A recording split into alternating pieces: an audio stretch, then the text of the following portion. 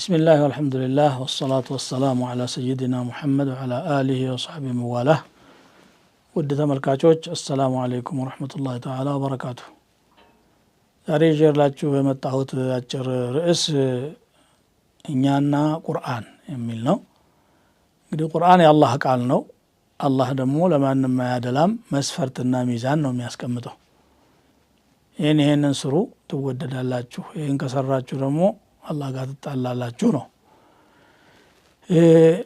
ቁርአን ሁሌም ለኛ የሚበጀንን ነገር ከመምከር እኛን የሚጎዳንን ነገር ከማስጠንቀቅ ተቆጥቦ አያውቅም። ሙሉ መልእክቱ ይሄ ነው። የሰው ልጆችን ወደ አላህ ማቃረብ ነው ማለት ነው። ስለዚህ ቁርአን ጋር በቀረብን ቁጥር አላህ ጋር እንቀርባለን፣ መልካም ባህሪያት ጋር እንቃረባለን። አማካሪ የፈለገ ቁርአንን ያዝ፣ የጎደለህን ነገር ሁሉ ይነግርሃል። አስተማሪ የፈለገም ቁርአንን ያዝ። የአላህን ባህሪያት ማወቅ የፈለገ በቁርአን ውስጥ ያገኛል። የጀነት ሲፈት፣ የጀሃነም ሲፈት በቁርአን ውስጥ ይገኛል። ዛሬ እንዴት እንደምንኖር ስርዓተ ህይወትን በቁርአን ውስጥ እንማራለን። ነገ ምን እንደሚጠብቀን በቁርአን ውስጥ እናገኛለን።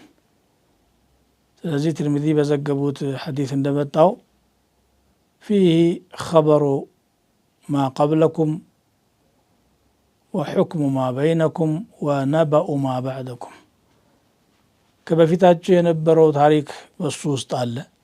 ከትላንት መማር የፈለገ ሰው የነቢዮቹንም የጠላቶቻቸውንም ታሪክ ከአደም አፈጣጠር ጀምሮ ቁርአን ውስጥ ያገኘዋል። የዛሬ ትድድራችን ደግሞ ሑክሙ ማ በይነኩም ያለው ይሄ ነው።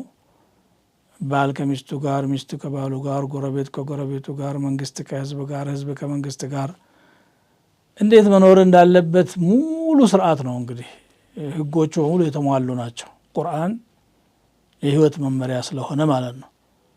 ነገ ደግሞ እንግዲህ ምን እንደሚኖር ከቀብር አንስቶ እስከ ቅያማ እስከ ጀነት እስከ ጀሃነም ድረስ ያለውን ነው የሚገልጸው ቁርአን። ቁርአን ጋር በተሳሰርን ቁጥር መልካም ነገር ጋር ተሳስረናልና ቁርአንን የዘወትር መጽሐፋችን በየቀኑ የምናነበው እውቀት የምንቀስምበት የማያልቅ የእውቀት ምንጭ አድርገን ልንቀርበው፣ ልንረዳው፣ ልንተገብረው፣ ልናነበው ይገባል እላለሁ።